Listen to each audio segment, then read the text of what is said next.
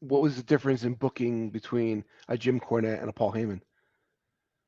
Well, I'm gonna keep it real. As far as business wise, I can't put them up there even close to Vince or anything like that. Mm-hmm. Booking wise and details and stuff like that, Jim Cornette, I think. But to fire you up and get you ready for your match coming up and things like that, Paul Heyman, man, that dude, man, okay, this is what we're gonna do. I'm ready now. You know what I'm saying? When he had like that, not knowing what other things we might have been doing, we got to the show. You know what I'm saying? But usually I partied and stuff. And I always tell people, man, ECW was in the dressing room, whatever you wanted. Okay, you needed painkillers, everything, uh, liquor, beer, you name it. Man, it was that's what it was. It was a big party, everything. And sometimes you could be drinking, you're going over, you ain't really go over the match that much. You know what I'm saying? Back there Mm-hmm. anyway. Yeah, they can be drinking a beer. Oh, you up? Oh, shoot. Put the beer down there, and get in the ring and go, be ready. So a lot different back then.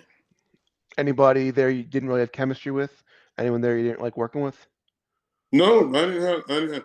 I always made this thing in my that. Now I was green, I was super green in the WCW, and I was with RVD. We was together, and then we do those house shots. We would work together a lot. Um, Was you Robbie V back then? he was Robbie V. Yeah. Okay, and funny story. Let me go back just a minute. Funny story. It was uh, Nick Patrick Mm-hmm. was our referee, and we was the first match. Ain't that funny? We was the first match because I was always fascinated first match. So we do first match at the house shot. So we was in. I had he had me in a headlock. The lights went out. Power just went out all over the place. So I'm green. I'm lost. Patrick said, "Y'all good?" I said, "No." Rob said, what do you want us to do? He said, all right, when the lights come back on, we're going to do a tackle, drop down, hip toss. Robbie, you drop kick him. Mustafa, just go out the ring and fly out the ring until we get the power going. When he did that spot, some people went crazy. We was in Georgia too. Some people went crazy. I was like, that was it? And they went crazy for that? I said, okay. You start catching on more and more. Those referees would help you, Pee Wee, and those guys, they would help you if you get lost. Steven Regal was so understandable with me because he asked me after the match. I just didn't understand some of the European stuff they was doing.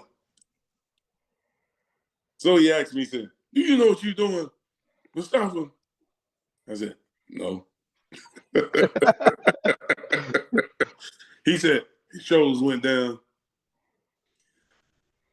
All right. Then he helped me.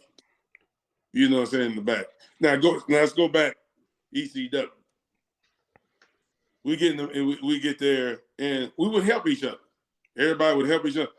Now it was times where Jack get mad at somebody, and we did have some incidents. You know, that's another man.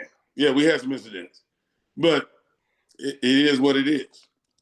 If promoters want to reach you, if they want to get in touch with you, any social media you want to plug? Yeah, tell them Money Loves Me Saeed is in Instagram, and you can hit me up there if they need to. And which they found me a couple of people. I'm going. But matter of fact, I'm about to go to Tennessee and May the 10th. Gonna have a thing down there. Get to go against the Rock and Roll again. Oh, I think nice. Wolfie D and a couple of and see. I don't want to quote too much because I didn't get all the info like I should, but I know